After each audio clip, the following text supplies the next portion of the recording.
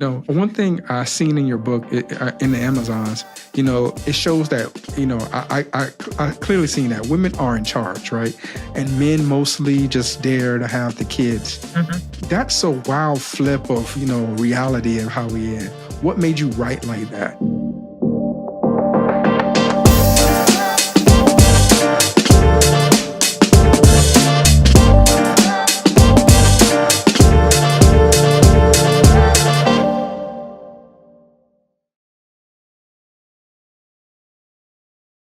Hello, everyone. We are live. You are here at Zenroku Podcast with the one and only Michael Yerby, and I'm here with a very special guest.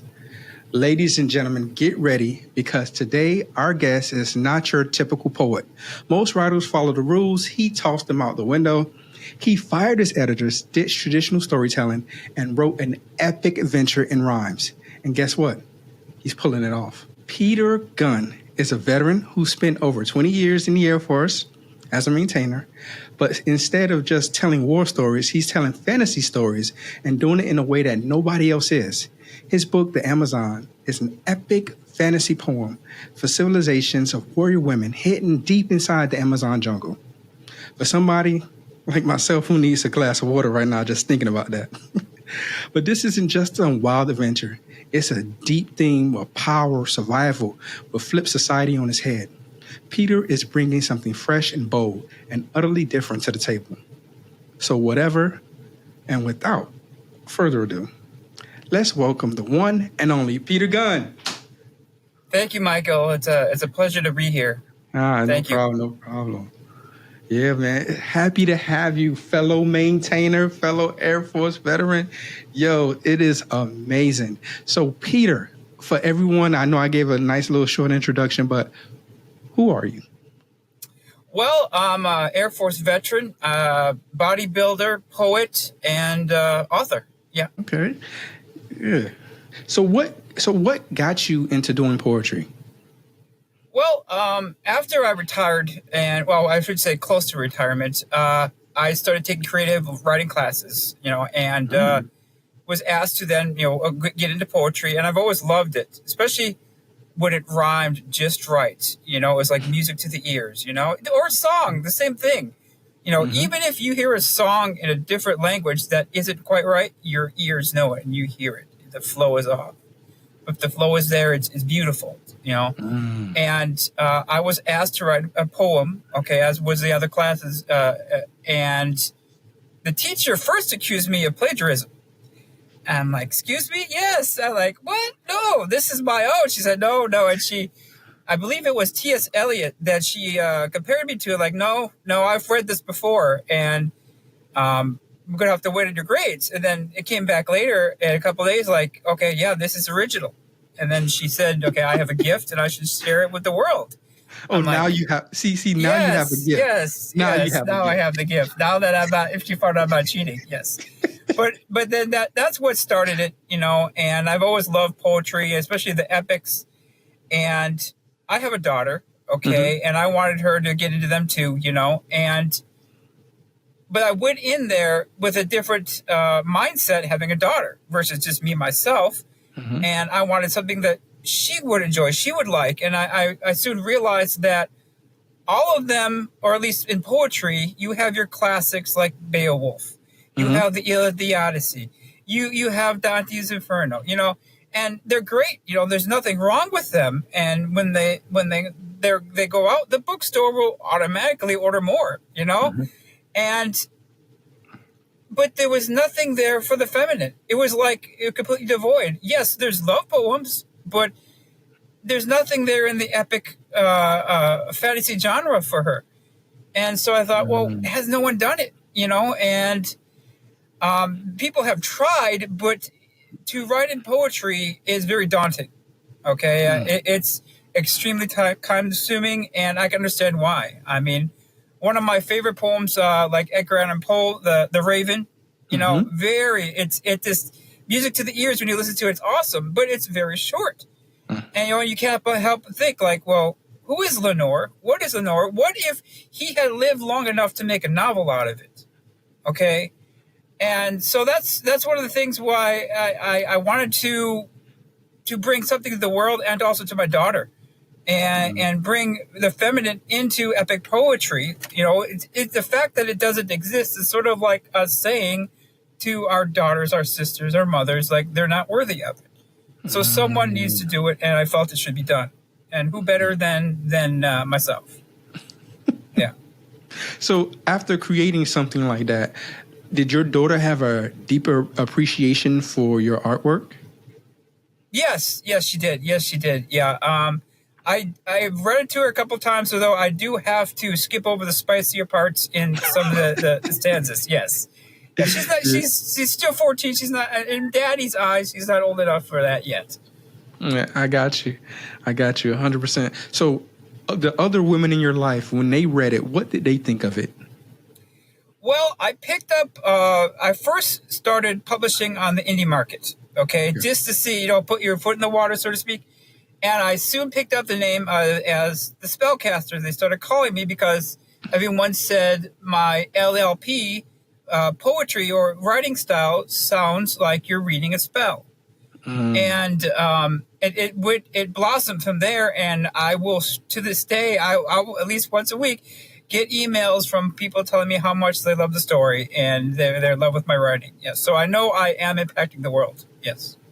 So with that poetry, are you trying to go into different avenues when it comes to taking your art somewhere else? Like you have a animated book and, the animation is amazing. Are you trying to take that into live animation, like an anime or a manga series? Well, or if you noticed, like the little snippet I sent you, the words were written, or the prologue was written in LLP, was written in poetry. And I would like to also integrate that not into the books, but also into the movies, into spoken word, into television shows as well. That's pretty cool. That is really cool. I know a lot of people, especially online, I see what a lot of people are doing with a lot of spoken and written word is they're taking it and making it into what they call manhwas. Especially a lot of Koreans that I know, they do that as well. Or they build up a fan base before they take it to a studio and say, hey, I have a dedicated fan base for this or that I'm doing. Now we can take it to a production and, I'm a license it to you, of course, so we can make some money. So have you ever thought about doing something like that with your production? Oh, yeah. I've gone to the big production meetings down in Miami and in California and in New York. I've flown myself in at my own expense. I've gone to talk to producer after producer after producer, and I've made myself known. Okay, and they've had their hands on my work, but it's a very dog eat dog business.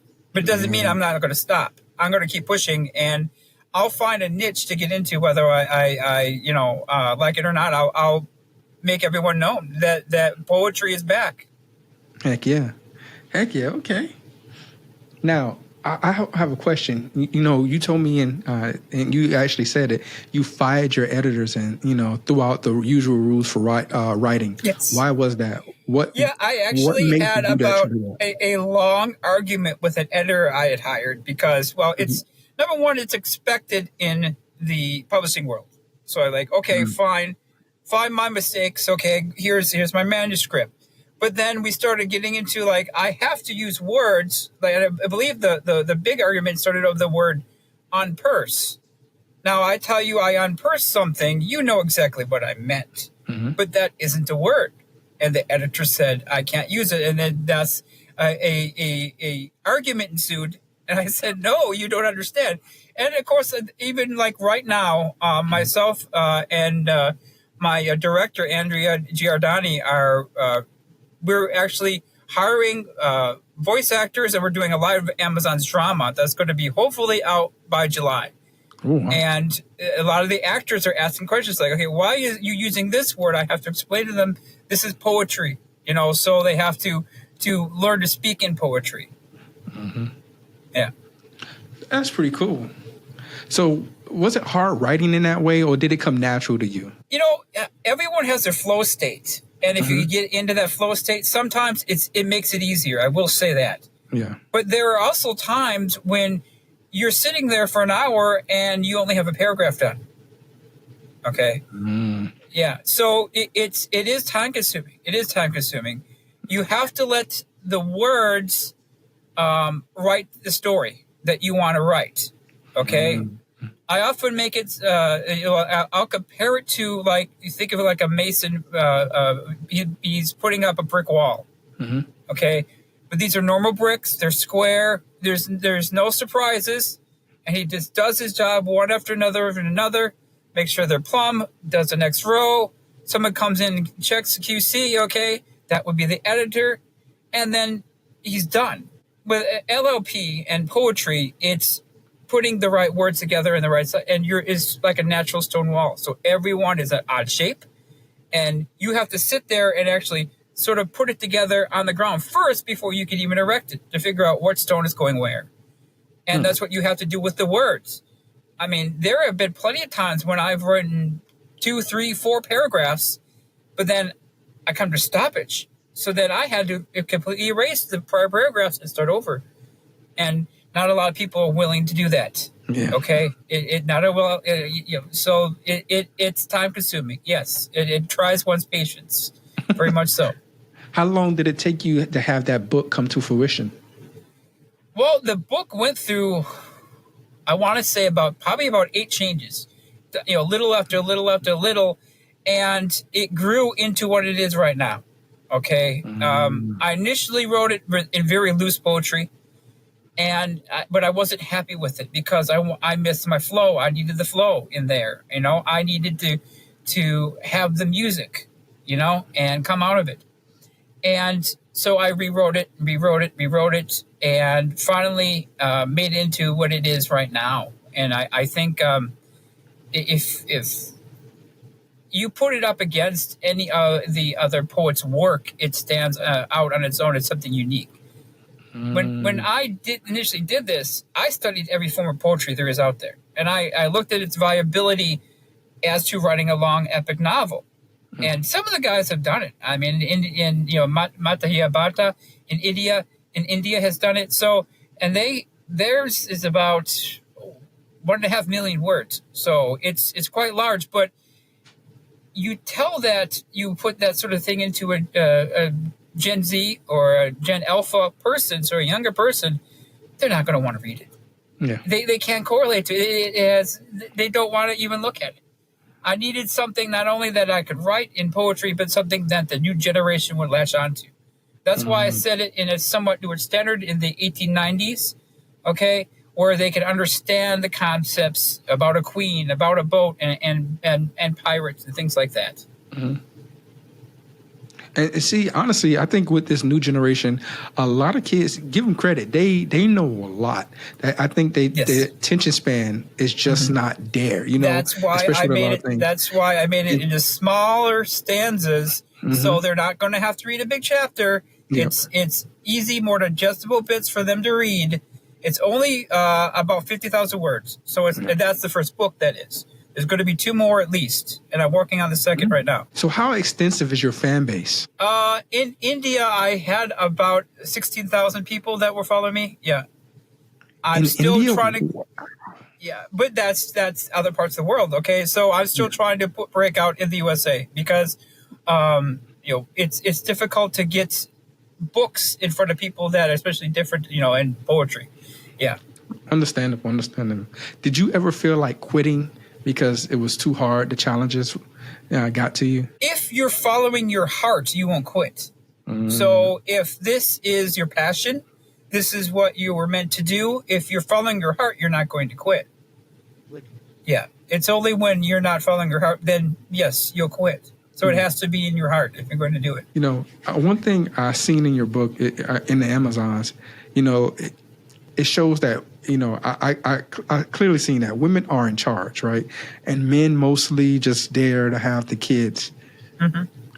That's a wild flip of, reality of how we are. What made you write like that? Well, I think it's appealing to women that are fed up with men, number one.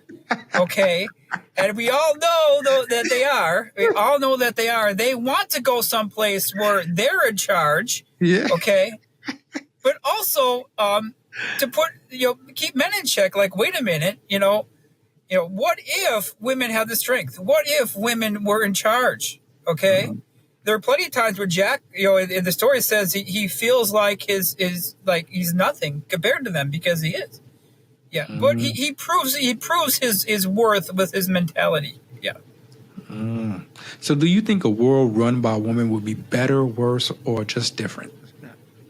Well, if you read the story and you understand it, it's the same. Okay. Sure. You have different factions all arguing about stuff, and it's difficult to get them to come together. And the person in charge, the queen of the Amazons, is constantly struggling to get them to be nice and behave. Just like, I guess you could say, our current president. True. Oh, so with that, what you said with the queen, she seems very strong, like she's always ready to face challenges. What inspired her character, or who? I would have to say a lot of the military females that I worked around inspired her. She's a combination of just about all of them. I remember once working around a female crew chief, and she said she was pushing in her box. She was like covered in oil. She was just completely dirty. And she was pissed off. She said, I would have to work twice as hard just to get the same amount of credit. And that stuck with me. That bothered me, that if my daughter joined someday, or any female joined someday, she would have to go through that. It's not fair. It's not fair. Yeah. No, 100%. You're right. Chief Ryan, she was the old CFM, and she came to Barksdale. And I knew Chief Ryan when I was at Minot Air Force Base. I was new in the Air Force. I think she was a senior. She became a staff, and she trained me basically how to use a multimeter. She was E&E. And she trained me how to use a multimeter. And, she was old, like kind of old crusty type, young. And you could tell she was raised by the OGs, right? Because Yes. she was like, she's like, I'm tired of you calling me out to use multimeter to ohm stuff out. Come here. And she showed me how to use the multimeter. And she taught me basically the basics when it comes to schematics. So, and I took that with me. And then when I seen her, I was like, ma'am, I'm not sure if you remember me and stuff like this. And when I said that to her, I don't know if she got embarrassed. But that's something that stuck with me. And I never, I guess being in maintenance, maintenance is maintenance, right? But I never thought of women in maintenance like Chief Ryan, Sheena Hansen, Wendy Hajic. Like, these are the women that trained me at Minot Air Force Base, old school way. And I thank them because I learned so much from them. And so, yeah, I do get you. I understand that.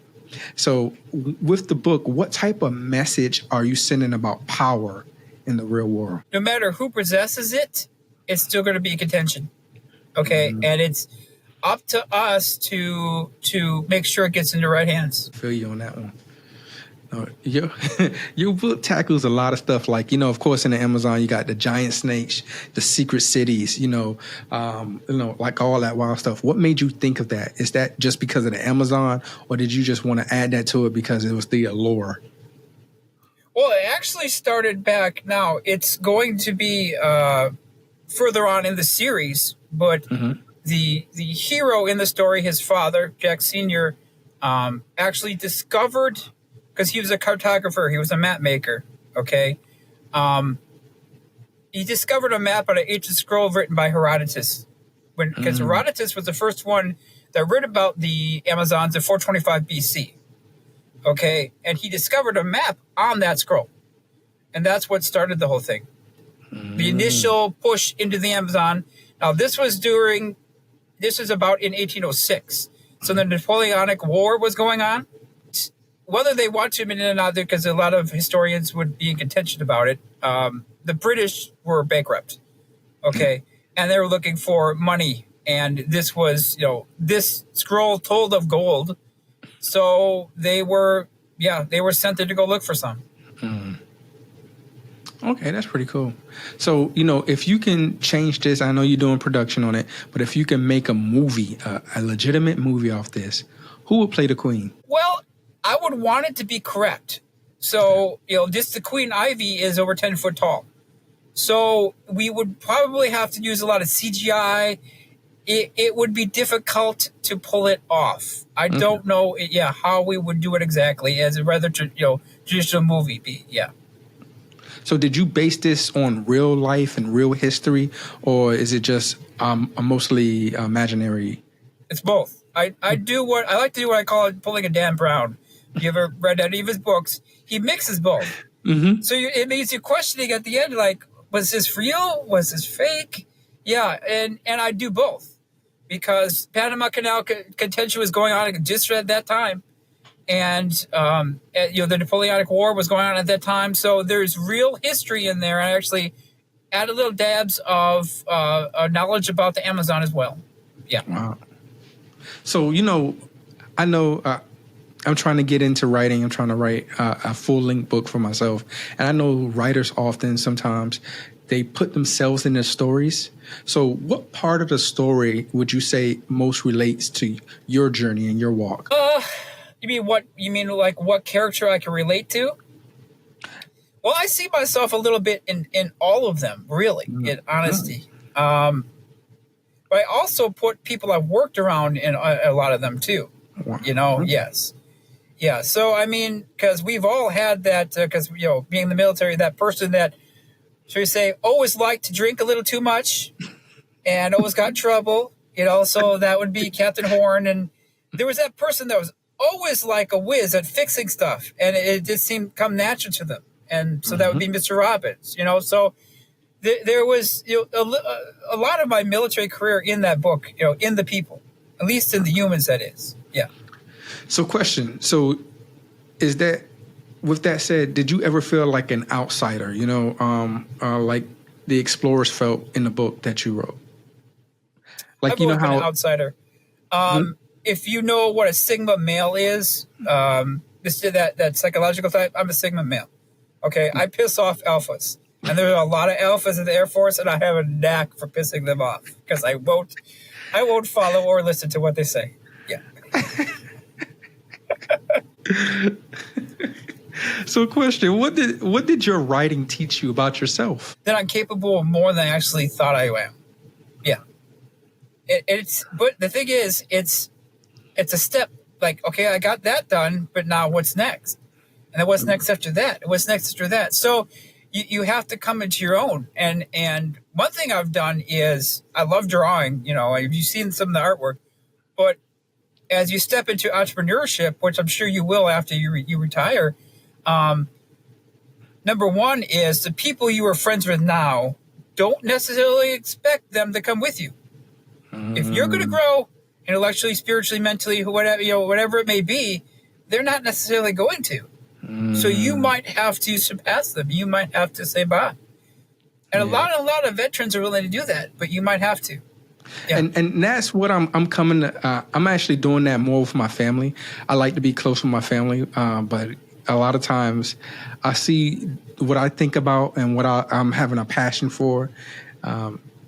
It's not necessarily their passion, or they don't care for it, and it's not in a negative way. It's just, it is what it is, right? So I guess. So it's just one of those things that I have to get used to. But I know, especially when entrepreneurship, I've seen it firsthand, how people are, it's like really, like you said earlier, cutthroat. Like the business is quite intense and crazy. Yeah. So, man, I guess you do have to have, like you said, a passion for it the way you do. So what inspired this passion for writing? Is because you was out and you're like, man, I got all this free time, or, like what, like the way you talk about poetry is something I would say I talk about when it comes to anime.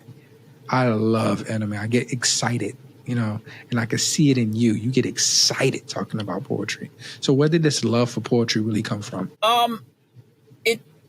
It sinks to my heart. I feel it in my heart, and I feel drawn to it like I am supposed to be doing this, And I talk to a lot of young people about this too, and I'll go to talk to book events and book signings, stuff like that. And I'm always telling them to follow their heart. Okay, that's what you really need to do to be happy. Okay, did you ever have that time in your life when time just flew by and you didn't realize it, and you were probably doing something you're passionate about, weren't you? That's a sign. That's the God telling you, hey, this is what you're supposed to be doing. Yeah. So pay attention to that, and then use your brain then to figure out how to make money at it. Okay? There's a young girl on Instagram that I thought it was quite genius. She loved painting, but of course, there's so many painters out there. But what she wound up doing is she used her brain. She now goes to people's houses and paints their dogs. Mm-hmm. And she does what you loves to do, and she's making a lot of money at it. Yeah. That's actually very smart. That is people love their dogs so much they will spend any amount of money on them. Yeah. That is true. That is true. I see it. Like, we can't have a dog in our house. My wife is severely allergic to dogs and cats. So I grew up with dogs. So it's kind of like, we have a little girl. So it's kind of sad because it's like, we can't have a dog. And when she see dogs and stuff, she be like, doggy. And then my wife like, yep. Yep, keep on walking. So it's funny. It's funny. Oh, my goodness. So did you plan to like rhyme ahead of time, or did it just flow to you for all this? Tend to, like, I'll meditate and go to a flow state. And then if I'm there, if I can keep myself there, it will just come to me. And then the words will come to me. And sometimes I'll be rhyming for 15 minutes, half an hour. And then all of a sudden, I'll write on my phone a lot. And then all of a sudden I'll have like a good beginning of a story or the next chapter written. And sometimes it's difficult to get out of it, and I'll take a phone call and talk and rhyme without it inadvertently, and I don't realize it. Yes. So question: what is for the viewers? What is a flow state? How do you describe it? It's so we say an alignment with the universe around you. You're conscious, but you're aware of your body, but you're also aware of the other world. Okay. Let's just say that. Yes. Okay. So you said you're coming out with 2 more books. This is going to be a trilogy? Yes. Okay. So do you see this book becoming an audiobook anytime soon? Yes, definitely. We have now my director, Andrea, she did the original audiobook, but we're redoing it now into a live drama. So it's sort of like the dramas you listen to on the radio. Mm-hmm. We're hiring a lot of voice actors. We have 26 to hire, and so far we got 3. So we're still in work, but knock on wood, we'll get all the roles filled, and we're going to upgrade it into a live drama, just like when you listen to it on the radio. Yeah. Oh, that's pretty cool. So I guess I'm not sure if you can reveal this information. So are you going to shop it around, or do you already have a deal with a distributor, a production company? Well, when you write and you get handed these contracts, I've been offered $40,000 before, but then when you start reading the fine print, it's like, oh, wait a minute, you own me. And I don't know if you went to my website. I have a lot of other things too going on. Not just the Amazons. And in the contract, if I was to sign some of these things, not only would they own the Amazons, they would own everything.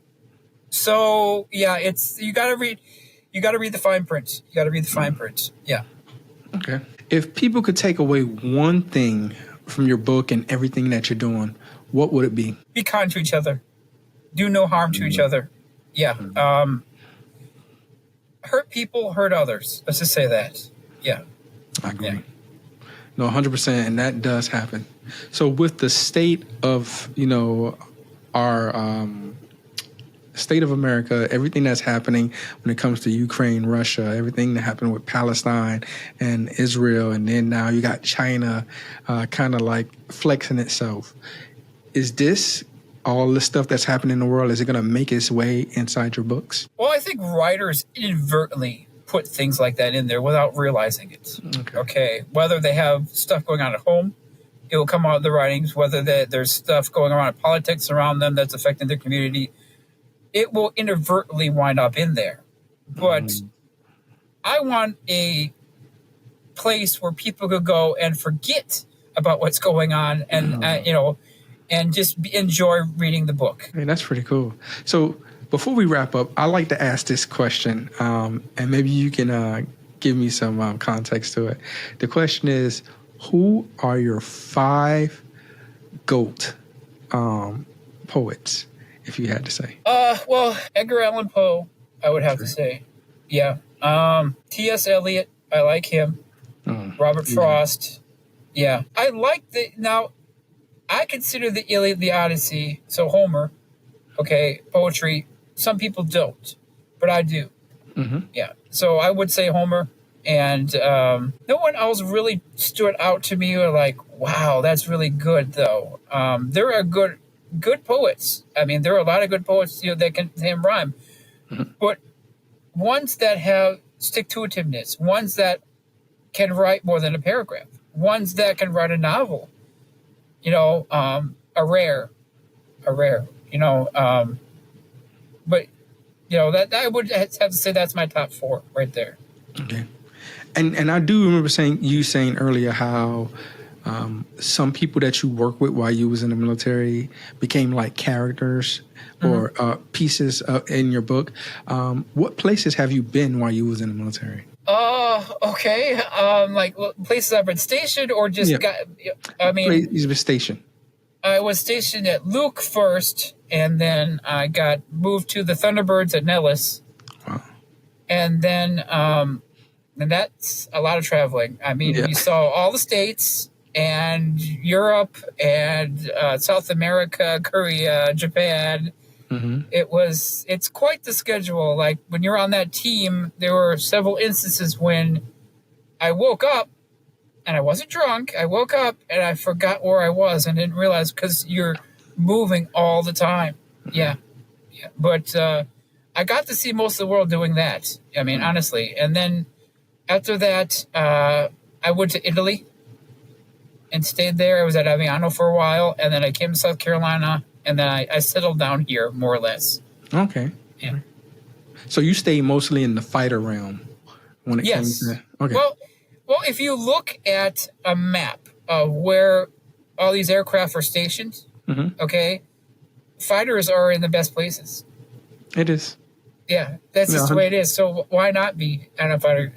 No, trust me. I'm trying to go back to fighters. I'm on it heavy right now, and I wasn't even supposed to come to this space. I'm making the best of it, but I'm trying to get back to the fighter world. I miss it. I tell people all the time who never experienced it. It is fast paced and it's pretty cool. And I would tell people who going from fighters to heavies that it is a lot slower, but that doesn't mean it's easier. I guess if that makes sense. So yeah, 100%. Very true, very true. So, like, most of the people that are your characters, were they just E&E troops or different specialties that you've seen and influenced the way that you write today? Like I said before, I take a lot of the people I worked around and put them into the book. But I wouldn't say there was any one specific that I modeled the characters after. I wanted it to be an homage to everyone, really. And I wanted them to be their own, stand on their own. Yeah, be their own people, so to speak. Okay. So before we end this, I would like to give the mic to you, and you tell everybody what you got going on. Okay. Well, feel free to step on my website, Peter Gunn, www.petergunn.net. You can check out all my stuff I have going on there. I have, like I said, we're doing the live audiobook right now, so that should be hopefully done in the summer around July. Also, I have a graphic novel called Sigma Squad, Hunting the Deep State, that's going to, shall we say, be quite taboo. I mean, we could probably do a different episode just about that. If you saw it, yeah. And it's going to take on a lot of things like pedophilia, Satanism, human trafficking, and bring it into the mainstream. Wow. So, and that should be coming out in July as well. Okay. All right, cool. Well, thank you so much, Peter, for your time. I appreciate you. Guys, man, go get his books, read them, man. It is a dream. He gave me basically a snippet of what he got. So I'm going to go through. I went through a little bit just so I can be prepared for the interview, but I'm going to go through and enjoy. I love content. I love words. I used to try to be a rapper, and then I couldn't do it well. So I just enjoy the people who do it. Check out the songs I wrote for the Sigma Squad on the website. Yep, I plan on it. I plan on it. Yeah, I love to get immersed into it, and I would love to have you back. So thank you guys for showing up. This is Zenroku Podcast Network. Michael Yerby, your host. Peter Gunn, the legendary, the new poet. You didn't even know it. All right, talk to you guys later. Peace.